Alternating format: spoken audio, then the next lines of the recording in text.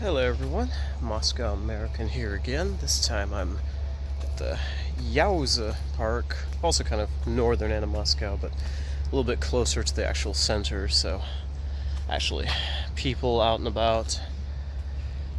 Got out here, wife and kids out here this morning, so anyway, we are here in the couple of days in the aftermath of Trump's decision to go after the Iranian nuclear facilities, and I guess the giant question right now is what's going to happen next? The administration seems to be running around with a strong narrative that this was only temporary, that this was only just going after a limited strike, right? Going after the sites, no regime change, nothing like that at all. Then, of course, Trump immediately goes to Truth Social and says, maybe regime change is not such a bad idea after all. Seems like there's a certain common theme here right now, which is, internal conflict. Maybe that's the best way to put it. Seems like the administration keeps going one way, then another, then another. Personal thought is I think Trump is being pulled by his sort of MAGA base one way, the people who don't want to get involved in unnecessary forever wars. And on the other end, he's got his Republican establishment, warhawk types, the ones who have been dreaming about going after Iran for, well, since the revolution, I guess. So since 79, 80. So it's going to be interesting to see what happens next. I'm kind of coming in here in the aftermath of Trump putting out these statements claiming that he talked to Israel, they're going to dial down their attacks, and since Iran will also do the same, there's now going to be a ceasefire. I don't know, it's kind of hard to say. I've been following various Telegram channels, Middle Eastern stuff. It seems like there were strikes promptly even after this announcement, so we'll see. It seems as though the common trend right now with Trump is everything's in a rush.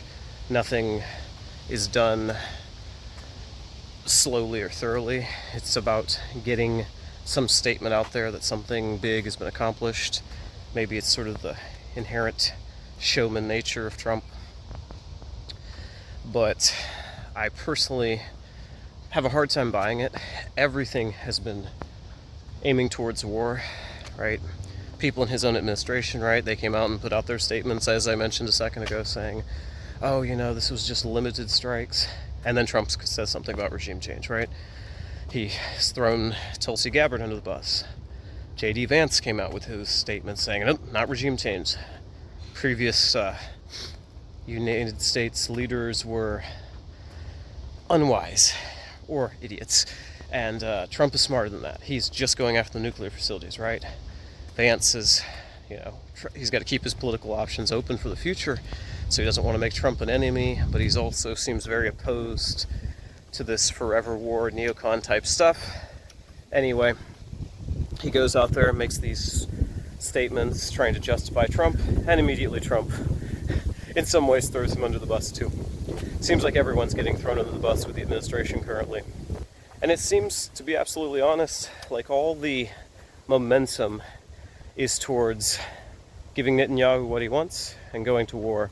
So when Trump makes this statement about, oh wow, there's going to be peace now, I can't help but be suspicious after everything that's happened, right? We were negotiating with Iran, and then all of a sudden these strikes in Iran that Trump at first claims was Israel acting autonomously, and then later on starts saying, well, we, claiming basically a certain amount of credit as though he had a hand in it. Nothing seems to be kept straight, but we do know that he's basically been bragging about how he's tricked them, right? Recently making that statement about, oh, he'll decide in 2 weeks, that was kind of designed to imply that there would be an attempt at negotiations, and then the U.S. strikes on Fordor comes immediately after that. So my guess here is that the momentum is towards war with Trump, and that when it gets down to it, these attempts at negotiation now, this claim that, oh, well, Israel's willing to have a ceasefire and Iran should be too, is basically going to be used to then justify the claim that Iran's not interested in peace. Now we need to go to a full outright war.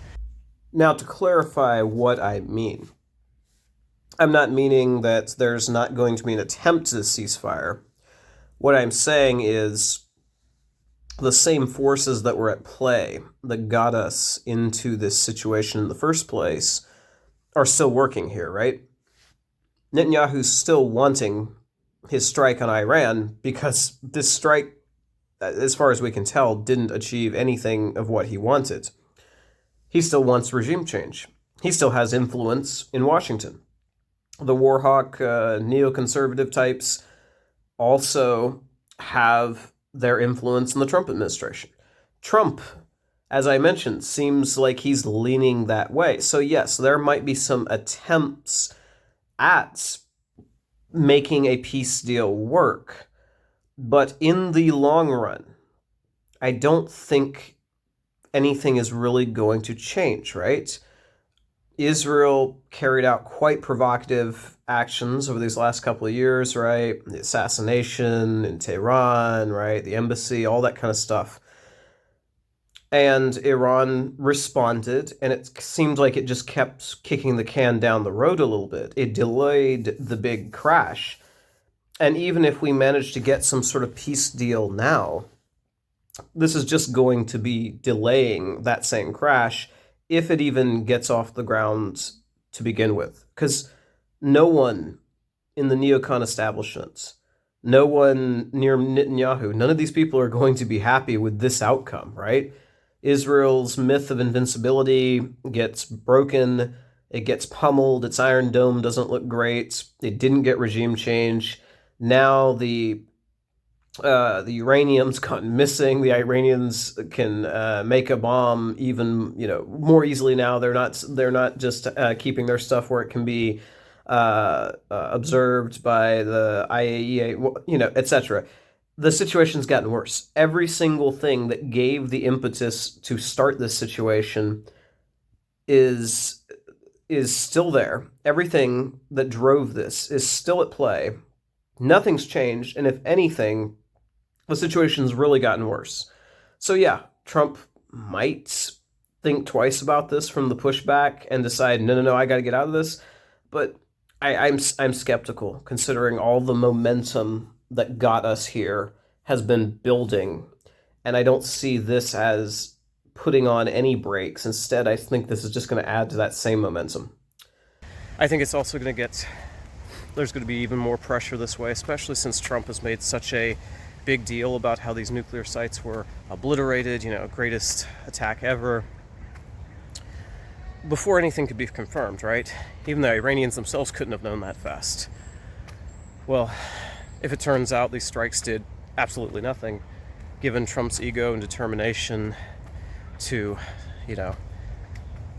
make his presidency be something momentous in American history, I have a hard time seeing that he's not going to once again start leaning towards the neocon folks in the establishment, towards the Netanyahu Warhawk camp, and start saying, okay, I'm going to use this claim that I want peace as actually a justification for going after all of Iran and giving Netanyahu what he wants, which is this attempt at regime change, right? That's what my gut is telling me. There's been too much bad faith on Trump's part in this quote-unquote negotiation process, and now claiming that there's going to be a ceasefire, I just can't really buy it right now. The question right now remains, even if Trump doesn't particularly want to do this, what else can he do? I mean, all the uranium's gone missing. The IAEA, right, is saying that there's no evidence of contamination on the site. We're now getting news that the Iranians moved all these tons and tons of enriched uranium. Now we don't even know where it's at. So after making such a big deal about how this is a great strategic victory for the US, Trump's in a position where, well, now they don't even know where the uranium's at. Now they can go and make a bomb with it, and no one's even knows where it's at to send the inspectors to look at it. And so, after making such a big deal about how much of a victory this is, Trump ends up in a worse position than before. So all things considered, it just feels like all the momentum is going to be towards having to find a reason to double down and go back in.